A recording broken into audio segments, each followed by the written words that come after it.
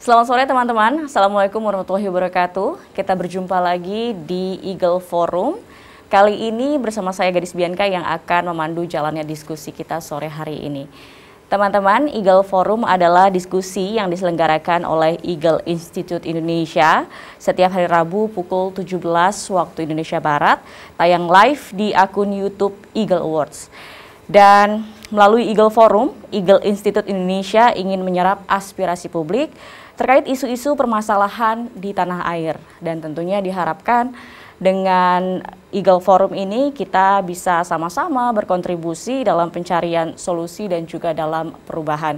Untuk itu teman-teman yang sudah bergabung di YouTube Eagle Awards, kami harapkan juga teman-teman bisa ikut berpartisipasi dalam diskusi ini melalui kolom komentar. Teman-teman, dalam diskusi kita sore hari ini, tema yang kita usung adalah film dan radikalisme, propaganda versus propaganda. Nah, kita lihat ya, memang belakangan Indonesia ini sedang menghadapi krisis keamanan dalam negeri yang ditandai oleh munculnya berbagai gerakan-gerakan radikal dan juga terorisme. Nah, bentuk penyebaran radikalisme dan terorisme ini teman-teman, ini menyesuaikan dengan perkembangan zaman di mana saat ini penyebarannya bentuknya ini disebarkan melalui sosial media dengan adanya juga internet tentunya. Mulai dari kepentingan rekrutmen, media propaganda, media untuk pendidikan, pelatihan, dan juga bahkan pembinaan jaringan, ini semua dilakukan di website atau juga sosial media. Bahkan data Kementerian Komunikasi dan Informatika tahun 2018 ini menyebut ada 5.526 konten propaganda yang mengarah pada paham radikal. Dan tentu setiap tahunnya konten-konten serupa ini tuh bertambah terus ya. Nah, pada diskusi kita sore hari ini teman-teman, di Eagle Forum kali ini, kita akan berbincang terkait dengan bagaimana peran pemerintah dan juga masyarakat dalam menangkal propaganda terhadap konten-konten radikal di sekitar kita. Sudah bergabung bersama saya saat ini, Direktur Pencegahan BNPT, Brigjen R. Ahmad Nur Wahid. Selamat sore, Pak Ahmad. Selamat sore, Assalamualaikum untuk semuanya. Waalaikumsalam warahmatullahi wabarakatuh. Ada juga Mas Daniel Rudi Haryanto, Head of Content Development Eagle Institute Indonesia, sekaligus filmmaker Penjara dan Nirwana. Selamat sore, Mas Daniel. Selamat sore, Mbak Gadis. Mas Rudi juga nanti akan membagikan pengalamannya dalam mengamati media, melakukan kontraradikalisme, dan juga pengalamannya secara langsung ya Mas Rudi ya, ini berinteraksi dengan teroris dan juga keluarga, mewawancarai teroris dan keluarga. Betul. Nanti kita akan berbincang selanjutnya dengan Mas Rudi, tapi saya mau ke Pak Ahmad dulu nih. Pak Ahmad, mungkin banyak teman-teman kita juga yang belum tahu bedanya radikalisme dan terorisme. Dari dasarnya dulu deh, kita mengenal apa sih radikalisme, apa sih terorisme. Boleh Pak Ahmad dijelasin? Iya.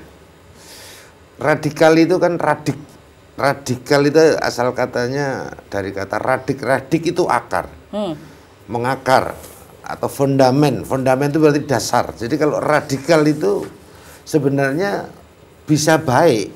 Artinya orang berpikir radikal itu berpikir mengakar. Oke. Ya.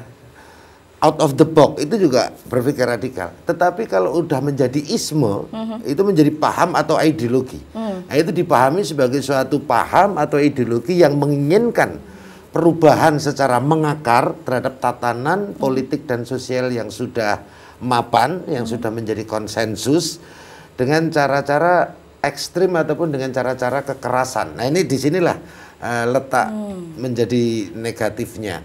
Nah, radikalisme inilah paham atau ideologi yang menjiwai semua aksi terorisme. Jadi terorisme itu aksinya, tindakannya, perbuatannya, hilirnya. Radikalisme itu paham yang menjiwainya, hulunya. Atau sering para kelompok atau para pengamat ataupun para surveyor itu menyatakan bahwa sebelum melakukan aksi teror, mereka akan mengalami tahapan berpaham radikal dulu. Yang sebelumnya didahului oleh sikap eksklusif, kemudian meningkat menjadi intoleran terhadap keragaman dan perbedaan. Baru setelah itu dia berpaham radikal dan mungkin berujung aksi terorisme. Aksi terorismenya. Nah, undang-undang kita mengatur tentang terorisme dan radikalismenya. Tetapi terorisme itu aksi tindakannya, radikalisme itu paham yang menjiwainya. Sehingga yang dilarang itu terorismenya. Kalau radikalismenya belum ada undang-undang yang melarangnya, kecuali ideologi tentang komunisme, Marxisme, dan Leninisme. Larangannya pada TAP MPRS nomor 25 Romawi tahun 66, breakdown atau turunannya pada Undang-Undang nomor 27 tahun 99. Tapi di luar itu, misalnya radikalisme agama, kemudian liberalisme, kapitalisme, sekularisme, belum ada larangannya. Tapi kalau kita mencegah untuk sampai ke aksi terorisme, tentu kita harus melihat di hulunya tadi, radikalisme. Nah, diawali dengan konten-konten negatif, konten-konten yang mengarah ke unsur-unsur radikal. Bagaimana kemudian BNPT ini mencegah konten-konten tersebut untuk kemudian tidak ada aksi ke sana? Ya, jadi apa yang disampaikan di prolognya Mbak tadi betul. Jadi konten-konten dunia maya atau di media sosial itu lebih didominasi oleh konten-konten keagamaan yang intoleran dan radikal. Kisarannya sekitar 67%. Itu ada survei dari lembaga survei ya, kalau tidak salah Setara itu. Nah, karena belum ada regulasi yang melarang tentang radikalisme, maka undang-undang mengamanahkan dengan pendekatan soft. Nah, pendekatan soft di sini di dalam Undang-Undang nomor 5 tahun 2018 yang turunannya pada PP nomor 77 tahun 2019 itu mengamanahkan 3 strategi. Yang pertama yang sering disebut strategi kesiapsiagaan atau kesiapsiagaan nasional. Itu kita melakukan upaya-upaya kesiapsiagaan pasukan, fisik, manajemen, tetapi juga kesiapsiagaan ideologi. Karena kan radikalisme itu kan akar masalahnya kan ideologi. Ideologi yang mengalami distorsi, ideologi yang menyimpang. Nah, semua manusia itu potensi untuk terpapar paham radikal. Karena ini virus. Virus ideologi radikal itu berpotensi pada setiap individu manusia, tidak melihat suku, ras, agama, dan lain sebagainya. Nah, kesiapsiagaan nasional ini dimaknai kesiapsiagaan ideologi bagi seluruh masyarakat Indonesia harus berideologi moderat, harus berideologi Pancasila sebagai dasar hukum negara bangsa Indonesia. Nah, ini sering saya sebut istilahnya terhadap mereka yang moderat yang menjadi mayoritas ini vaksinasi ideologi, supaya masyarakat imun, ya kan, kebal terhadap segala paparan radikalisme terutama melalui dunia maya. Kemudian bagi mereka yang sudah terindikasi atau masuk di dalam indeks potensi radikalisme, itu kisarannya hasil survei kami bersama dengan Alfara maupun Nazaruddin Umar Foundation, itu ada kisaran 12,2% di tahun 2020. Itu yang terinfeksi virus radikalisme tadi. Jadi tapi masih dikatakan sebagai indeks potensi radikalisme. Potensi. Kalau potensi, tetapi OTG ini. Sudah ada virusnya tapi nggak sadar kalau sudah terpapar. Suspek. Nah, bagi mereka kita berikan kontraradikalisasi. Yang isinya kontra ideologi, kontra narasi, kontra propaganda, terutama propaganda melalui dunia maya dan melalui media. Ya, memang tadi kita bahas bahwa di media sosial ya, sosial media atau juga dunia maya ini memang rentan sekali disisipi dengan konten-konten radikalisme begitu. Nah, kalau dari BNPT sendiri melihatnya yang lebih diwaspadai itu di media sosial atau media konvensional sih Pak? Sebenarnya? Kalau media konvensional itu kan semuanya kan rata-rata aman tahapnya? Aman, karena apa? Kayak kalau media konvensional itu kan terdeteksi, kemudian ada standarnya, ada etikanya, ada pengawasnya, ya kan? Sementara kalau media sosial semua bisa jadi wartawan ya, semua bisa jadi kontrolnya sulit ya. Dan memang realita menunjukkan tadi 67% lebih didominasi konten-konten keagamaan yang intoleran dan radikal itu di media sosial, dunia maya. Baik. Jadi lebih berbahaya di dunia maya. Memang harus kita kasih perhatian lebih khusus ya. Ya. Saya juga mau ke Mas Rudi. Mas Rudi, bagaimana melihatnya media saat ini? Apakah memang sudah sewajarnya saat ini media ini memberikan informasi atau masih ada yang kebablasan atau seperti apa? Kalau kata Didi Kempot sekarang tuh zaman yang ambiar gitu ya. Jadi Sobat ambiar. Sobat ambiar. Media massa sekarang ambiar, Mbak. Era digital itu menomerkan semua batasan-batasan ya, Jenderal ya. Kalau boleh kita setuju begitu. Jadi apalagi setelah pasca reformasi, kebebasan berpendapat, kebebasan berorganisasi, bahkan membangun media itu kan terbuka seluas-luasnya ya.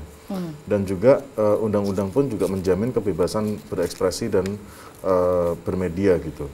Akan tetapi sekarang yang memang harus diwaspadai adalah bagaimana setiap orang yang menerima informasi dari media itu menyaring atas dasar dirinya sendiri gitu. Nah, terkait dengan konteks radikalisme dan terorisme, sekarang itu kita sudah tidak bisa lagi membuat portal-portal, kecuali kita melakukan pendidikan pengorganisasian secara masif gitu kepada masyarakat tentang bahaya radikalisme dan terorisme tadi. Karena apa? Dengan lumernya batasan-batasan teknologi digital ini kan melumerkan batasan-batasan kita sekarang. Orang terorisme itu sekarang bisa masuk sampai ke ruang pribadi kita, Mbak. Jadi melalui gadget, melalui apa, terorisme bisa masuk ke ruang pribadi kita. Bisa diambil contoh, mungkin nanti Jenderal bisa menguatkan opini kita bahwa gadis yang, bukan Mbak gadis ya, tapi perempuan muda yang yang menyerang Mabes Polri tempo hari itu, dia terpapar oleh radikalisme dan melaksanakan aksi teror dan meyakini terorisme sebagai solusi itu melalui sosial media, melalui gawai. Jadi gawai menghantarkan pesan-pesan dan injeksi ideologi melalui si anak ini gitu. Bahkan ibu orang tuanya, bapaknya, tetangganya nggak tahu gitu. Nah, itu yang menjadi realitas kita sekarang sih. Nah, kalau soal radikalisme dan terorisme itu sendiri tadi, Mas Rudi, peran apa yang harusnya kemudian dimainkan oleh media di sini? Sebagai apa dia nih? Pengawaskah atau seperti apa seharusnya media ini berjalan? Media konvensional, media portal, seperti apa? Kalau media konvensional maupun media-media yang sekarang terjadi di mana franchise media kalau saya sebut yang menyebar di mana-mana secara sporadis itu, media tidak bisa melakukan fungsi kontrol sebenarnya. Tetapi media bisa menjadi fungsi counter.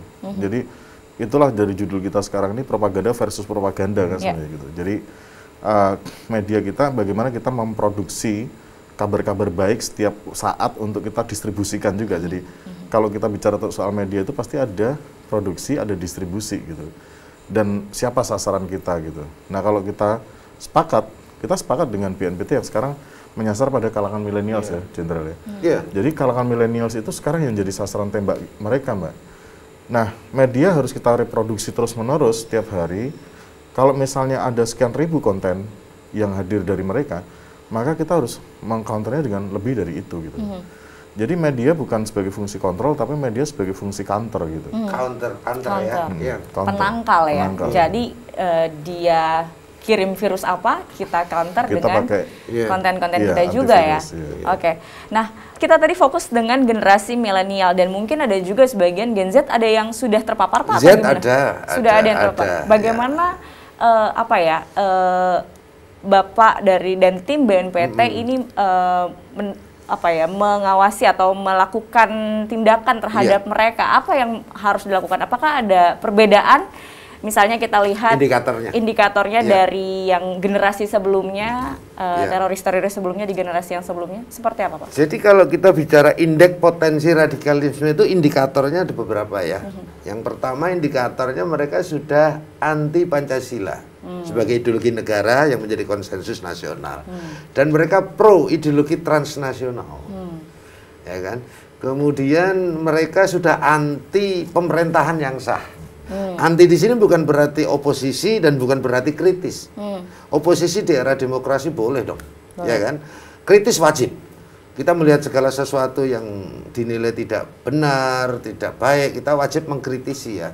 Tetapi anti di sini maknanya adalah sikap membenci dengan membangun distrust atau ketidakpercayaan masyarakat terhadap negara atau pemerintahan yang sah melalui tadi sebaran-sebaran hoax, fitnah, nyinyir itu bahasa apa ya? Nyinyir. Kemudian hate speech ya. Karena memang sejatinya radikal terorisme atau radikalisme dan terorisme sering disingkat radikal terorisme. Ini kan adalah gerakan politik kekuasaan sebenarnya yang ingin mengganti ideologi negara dengan ideologi lain, ya, ingin mengganti sistem negara dengan sistem agama menurut versi mereka yang dilakukan dengan manipulasi agama atau mempolitisasi agama untuk kepentingan politiknya itu.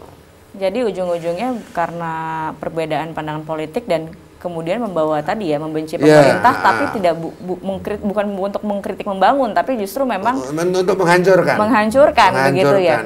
Nah, pendekatan yang dilakukan BNPT untuk karakter-karakter yang seperti itu bagaimana, Pak? Dengan moderasi bernegara, moderasi berbangsa. Tadi divaksinasi ideologi atau kesiapsiagaan nasional tadi, kita tanamkan nilai-nilai nasionalisme, wawasan kebangsaan, nilai-nilai Pancasila dengan pendekatan agama, Mas Rudi.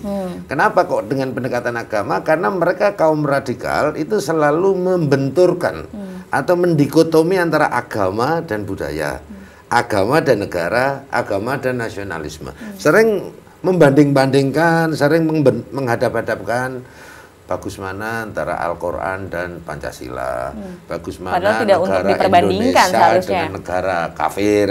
Ini kan nggak apple to apple, ini kan nggak boleh seperti itu.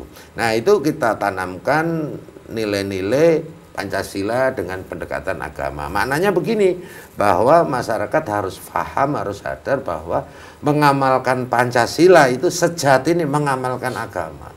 Karena semua sila dalam Pancasila adalah perintah Tuhan di dalam agama, dalam konteks Islam perintah Allah di dalam Al-Quran. Jadi orang Indonesia wajib mengamalkan Pancasila. Karena kalau nggak mengamalkan Pancasila sama aja tidak mengamalkan Al-Quran ya gitu. Kami juga membentuk ini gugus tugas pemuka agama. Nah, di sini pemuka agama tadi, pemuka agama bisa menjadi pintu masuk sekaligus pintu keluar.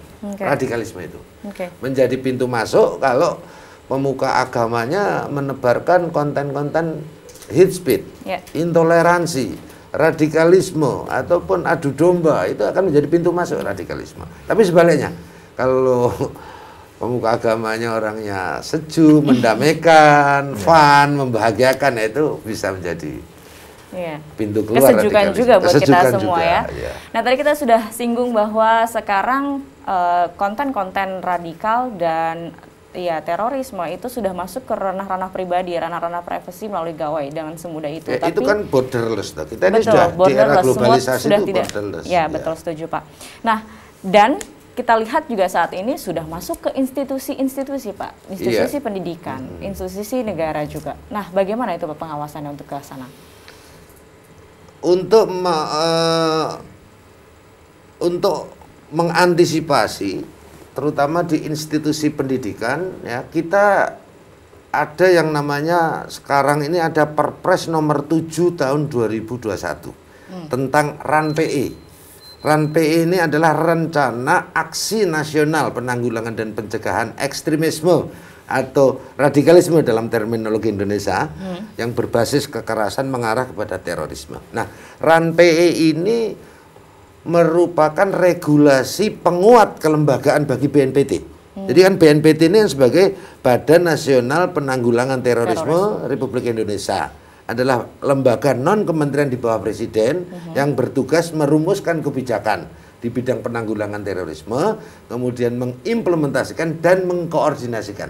Nah, RAN-PE ini adalah penguat kelembagaan dalam fungsi koordinasi untuk melibatkan atau mengkoordinasikan segenap kementerian lembaga terkait. Baik. Nah, tadi kita bicara soal di institusi, lembaga-lembaga negara, bagaimana BNPT masuk ke sana dan juga di universitas tadi ya Pak ya melalui Mendikbudristek. Nah, kalau kita bicara soal keluarga, nah Mas Rudi ini kan pernah wawancara terkait dengan teroris di Bali saat itu tahun 2003 ya Mas ya. Wawancaranya di tahun 2003. 2003 betul. Dan itu wawancara juga bersama dengan keluarga.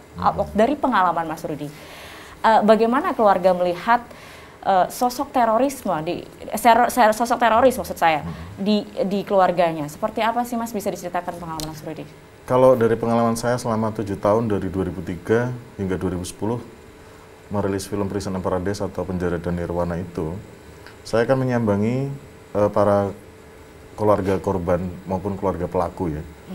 Jadi yang terjadi adalah keluarga pelaku ini sebenarnya nggak tahu apa yang dilakukan oleh para teroris ini sebenarnya. Jadi contoh kasus misalnya, kenapa kemudian istrinya Mubarok misalnya, pelaku bom Bali 1, sampai dibawa ke Barukang, Kalimantan, di Kalimantan dekat ke arah Moro, Mindanao sana. Nggak tahu, Uhti Titin tuh nggak tahu apa yang terjadi sebenarnya. Hingga kenapa diajak ke Kalimantan juga nggak tahu. Dengan membawa yang ngajak suaminya melarikan diri kan. Itu. Bawa anak-anak kecil, anak-anak bayi mereka gitu. Mereka nggak tahu. Lalu kemudian di beberapa yang lain seperti misalnya istrinya Ali Imron sebenarnya juga nggak tahu apa yang terjadi. Istrinya Imam Samudra juga nggak tahu apa yang terjadi. Yang mereka tahu bahwa suami-suaminya itu melakukan dakwah dan syiar agama. Bahkan anak-anak mereka ketika tumbuh dari mereka bayi dan kemudian tumbuh harus berpindah-pindah tempat karena ayahnya itu dipenjara karena kasus terorisme. Anak-anaknya nggak tahu juga kenapa ayahnya nggak pernah pulang.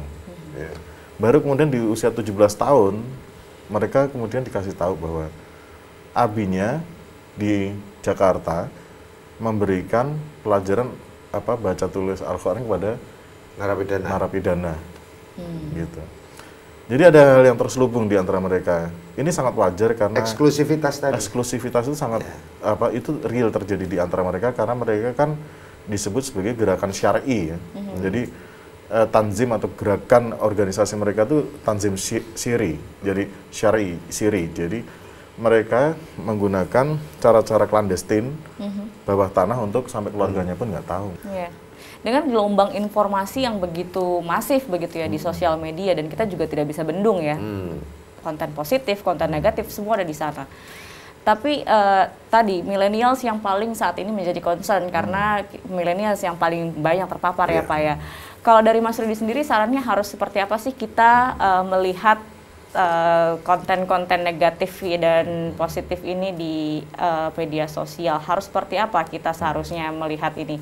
Tadi kan kita bahas ini adalah sebenarnya propaganda versus propaganda. Nah, konten yang seperti apa nih yang harus bisa melawan mungkin konten-konten radikalisme?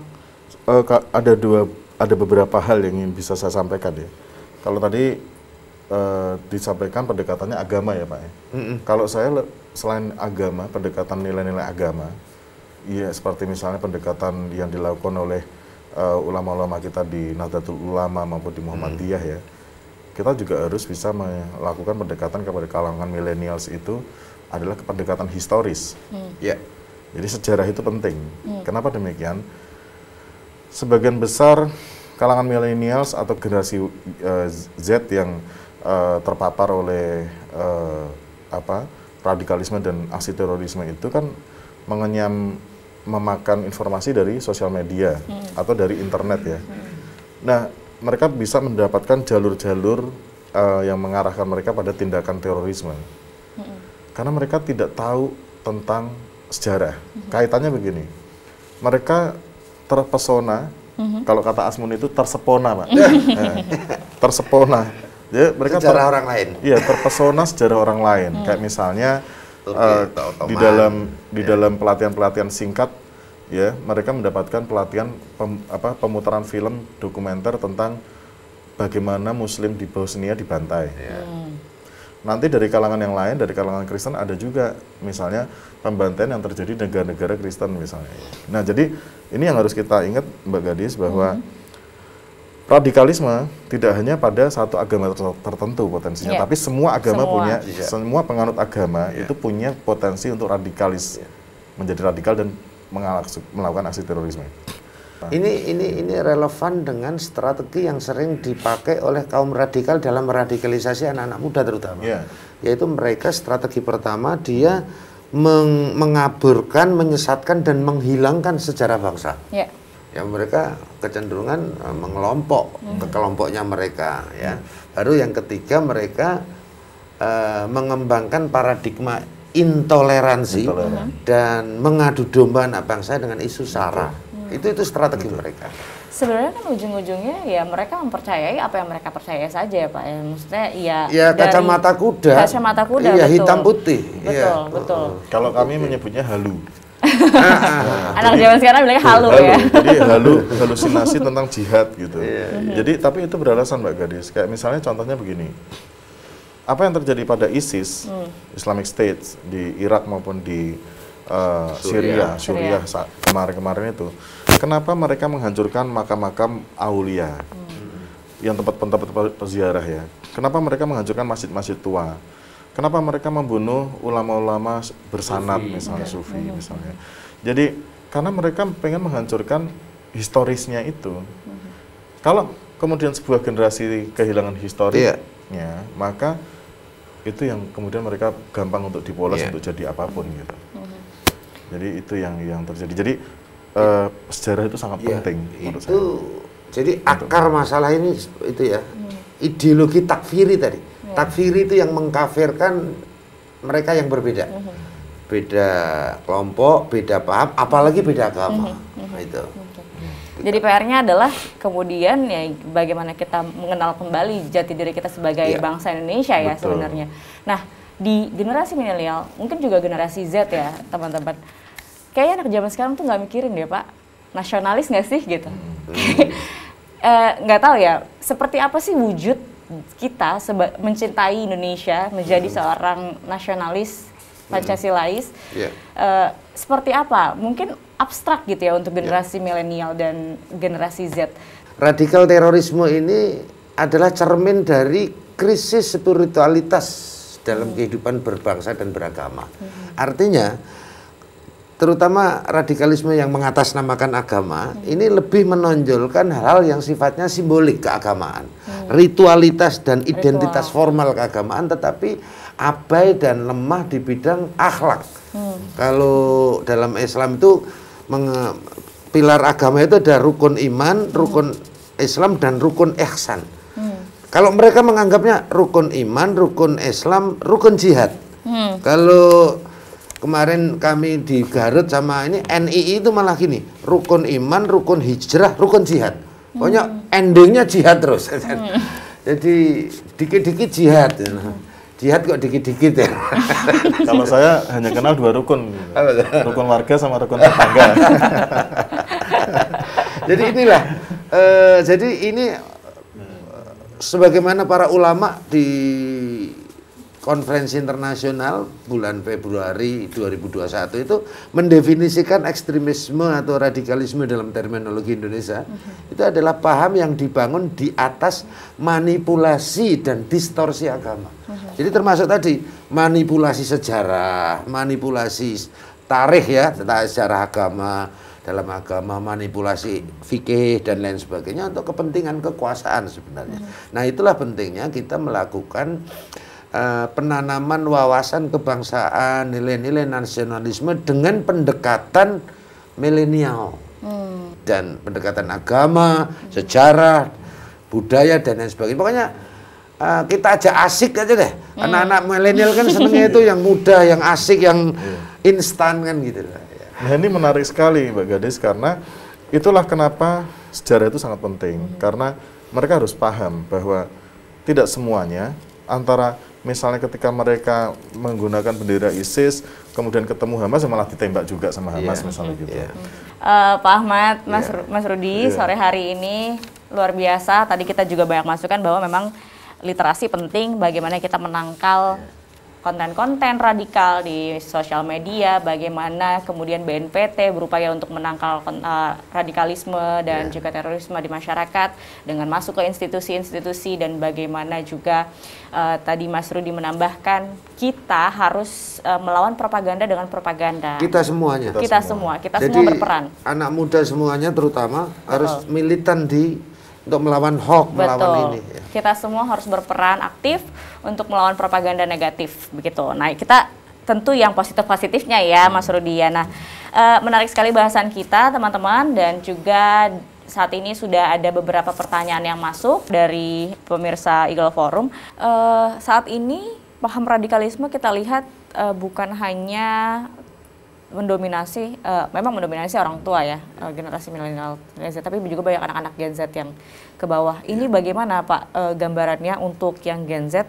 Ini ada pertanyaan, menurut Bapak apa tindakan harus dilakukan supaya anak-anak tersebut ini tidak mudah terpapar oleh paham radikalisme?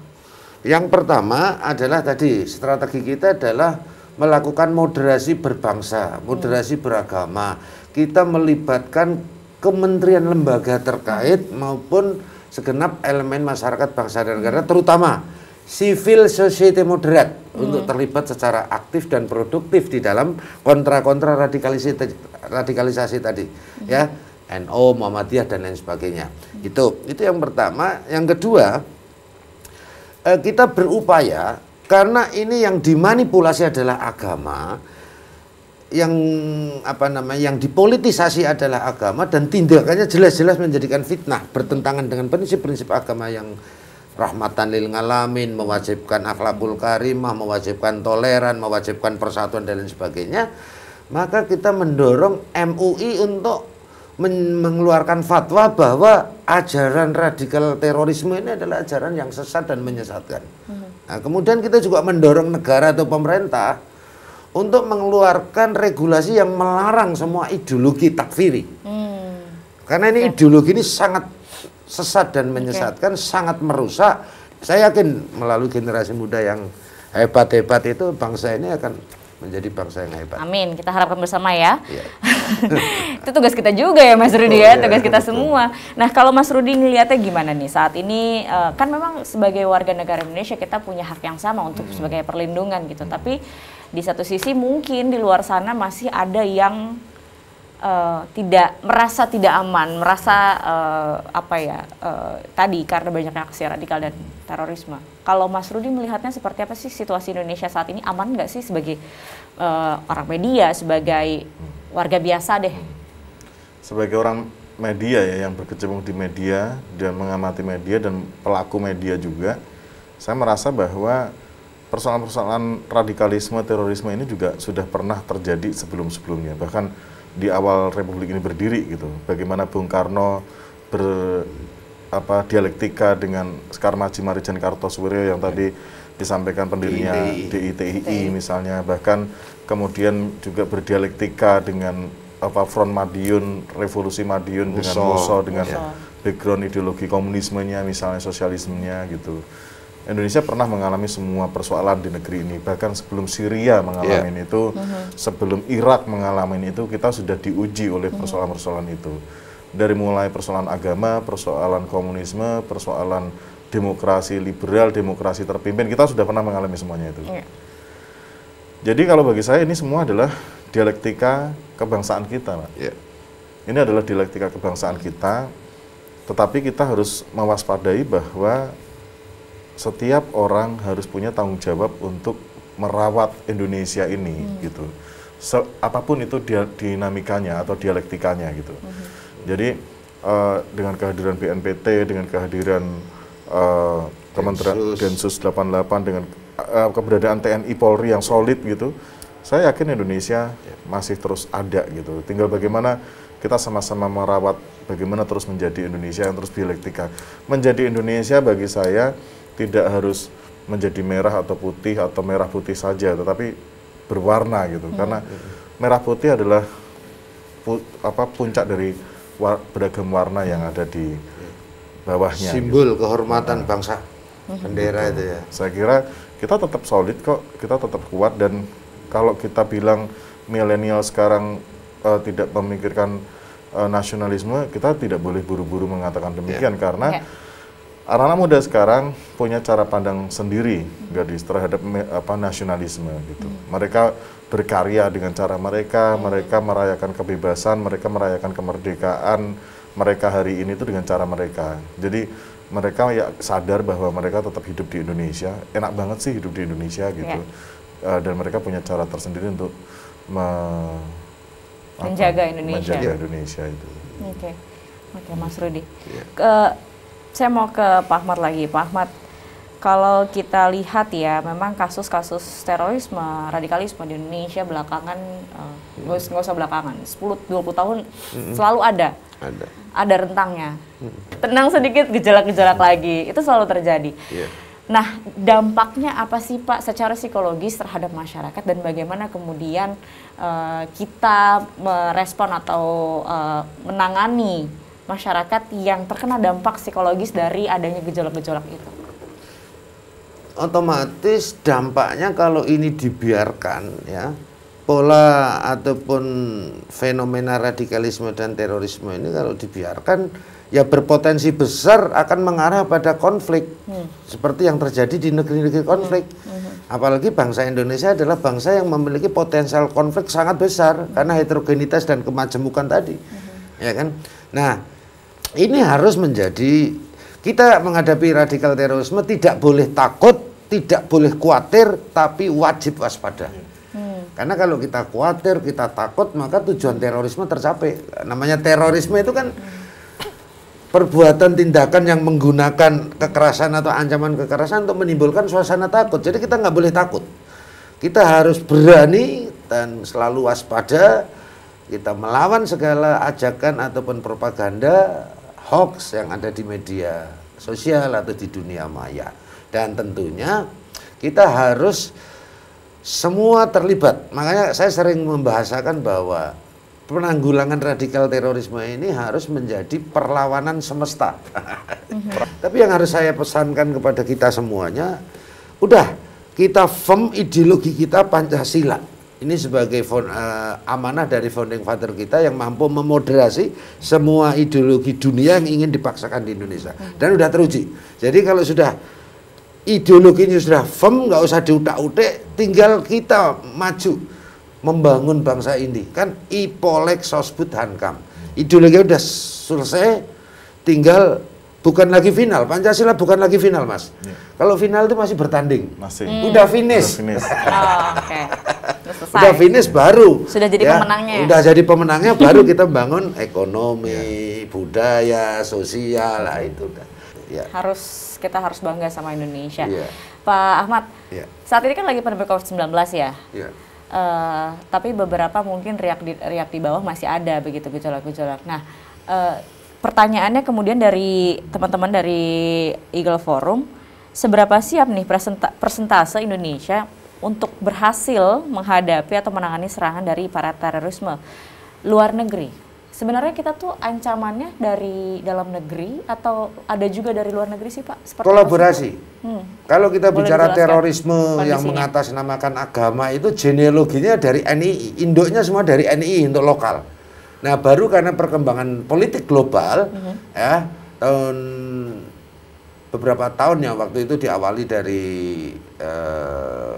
peristiwa di Afghanistan, ya, kolaborasi antara Taliban dan Al-Qaeda, ya, tahun 93. Nah, itulah terjadi transformasi ideologi takfiri yang ada di NII, ya, atau DITI dengan internasional, ya, atau transnasional. Kemudian era reformasi, ya, keterbukaan, hilangnya perbatasan atau borderless tadi, ya, lewat gadget dan segala macam, adalah variannya macam-macam. Ada yang radikal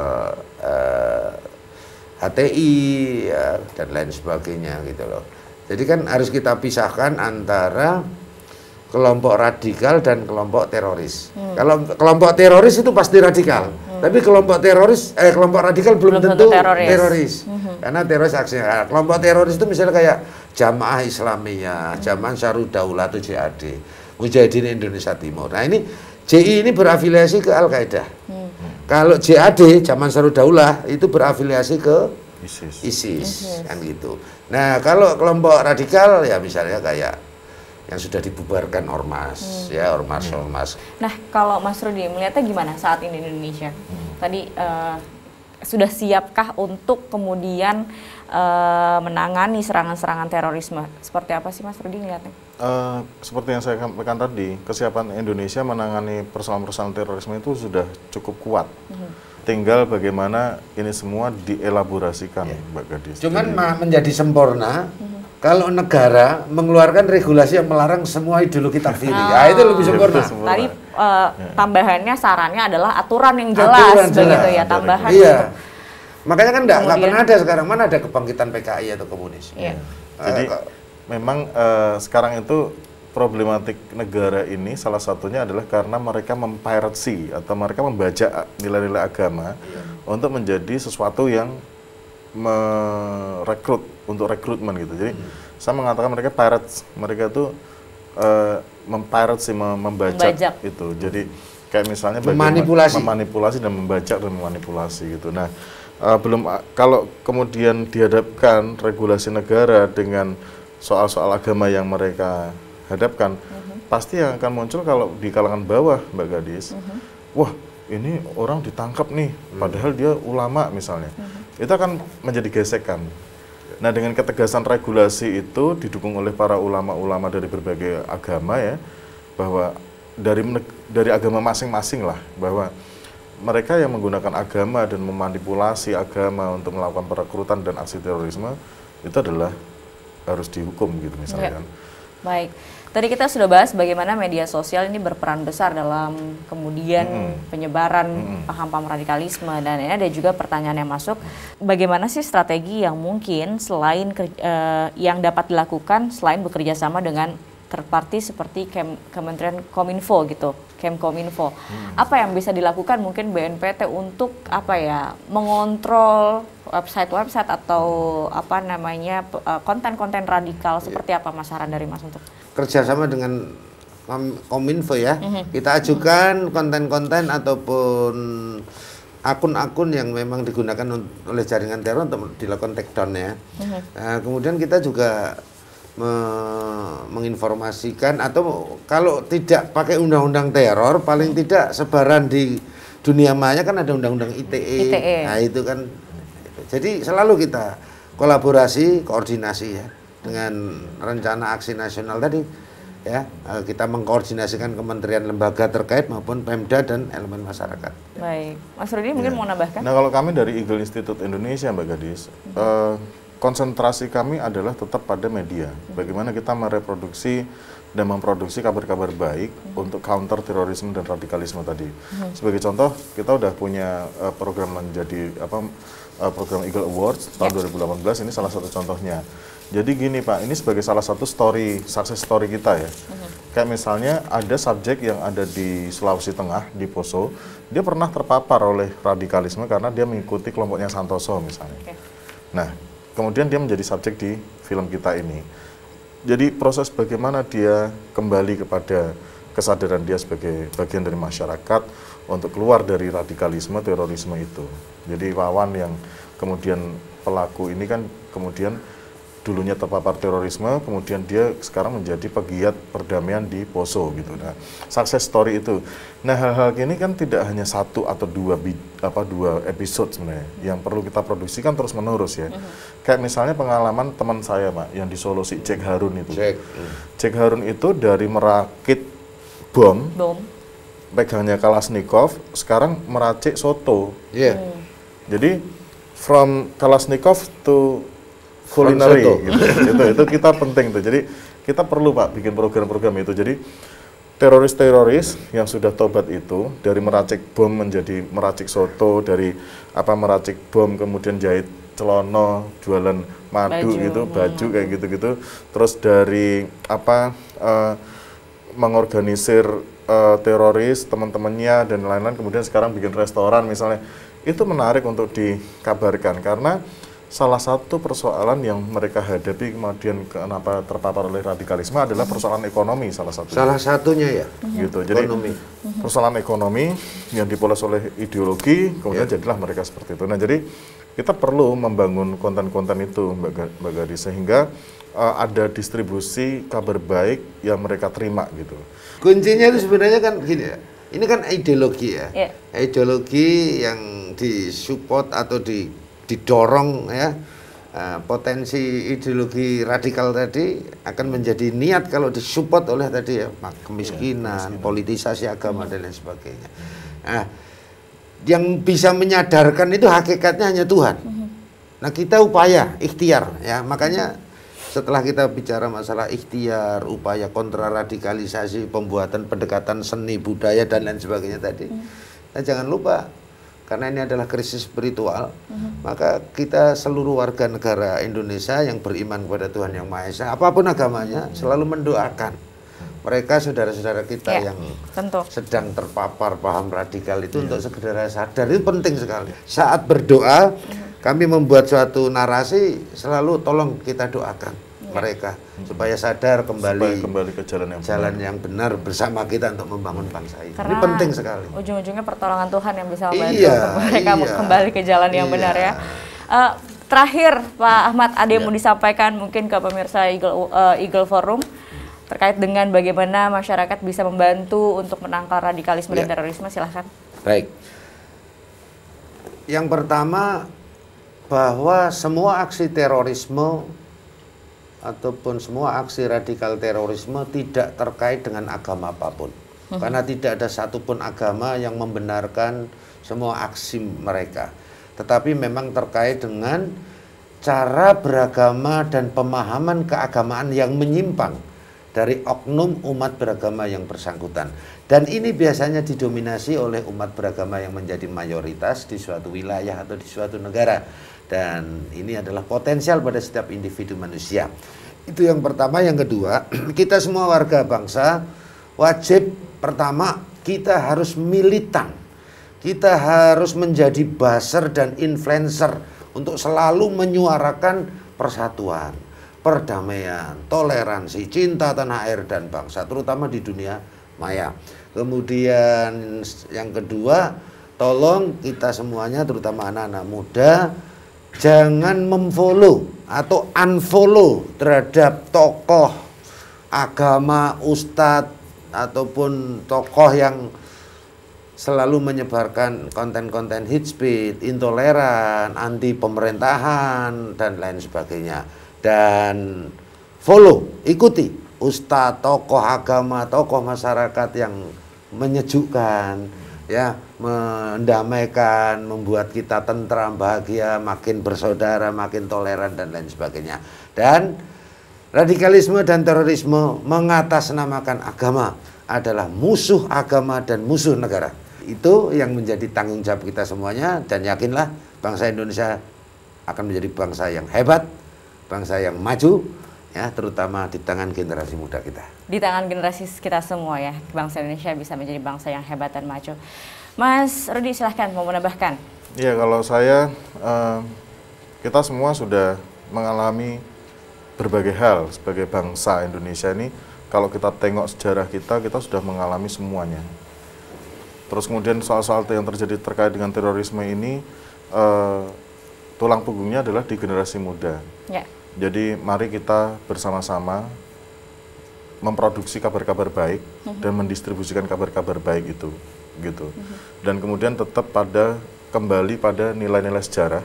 Ya. Kita kembali pada nilai-nilai sejarah, kita kembali pada kearifan lokal kita. Nilai-nilai luhur kita. Nilai-nilai luhur dari leluhur-leluhur kita, gitu. Lalu kemudian kita juga bisa, karena dari mereka lah kita, dari nilai-nilai lokal itu, kearifan lokal itulah kita bisa melihat masa depan kita. Itu yang tidak dimiliki oleh bangsa lain seperti yang Bapak Jenderal tadi sampaikan, bahwa kita punya kekayaan itu. Jadi jangan sampai kekayaan kultural itu bisa tersia-siakan hanya kalah oleh terorisme gitu. Kita akan menang melawan terorisme, tetapi kita membutuhkan semangat persatuan dan kesatuan kita gitu. Ya, nilai-nilai luhur kita menjadi modal untuk kita bisa menangkal radikalisme dan juga terorisme. Baik, terima kasih Direktur Pencegahan BNPT Brigjen R. Ahmad Nur Wahid dan juga Mas Daniel Rudi Haryanto, Head of Content Development Eagle Institute Indonesia, sekaligus filmmaker Penjara dan Nirwana, sudah bergabung bersama kami di Eagle Forum sore hari ini. Terima kasih Bapak Ahmad dan juga Mas Rudi. Demikianlah teman-teman, Eagle Forum kali ini, diskusi yang sangat hangat dan juga mencerahkan tentunya. Mudah-mudahan kita bisa sama-sama nih menjaga kebinekaan, juga menjaga persatuan bangsa Indonesia. Dan tentunya menjauhkannya dari paham radikalisme dan aksi terorisme. Jangan lupa teman-teman, subscribe YouTube Eagle Awards, untuk menonton film-film dokumenter. Follow Twitter dan Instagram Eagle Awards untuk update informasi terkini terkait dengan karya-karya film dokumenter. Dan juga join Eagle Cinema Talk dan Eagle Forum setiap Rabu pukul 17 waktu Indonesia Barat. Satu lagi, jangan lupa saksikan program Melihat Indonesia setiap Sabtu pukul 14.30 waktu Indonesia Barat hanya di Metro TV. Saya Gadis Bianca pamit undur diri, sampai jumpa di Eagle Forum berikutnya. Harga mati. Terima kasih. Terima kasih Pak. Terima kasih Mas Rudi.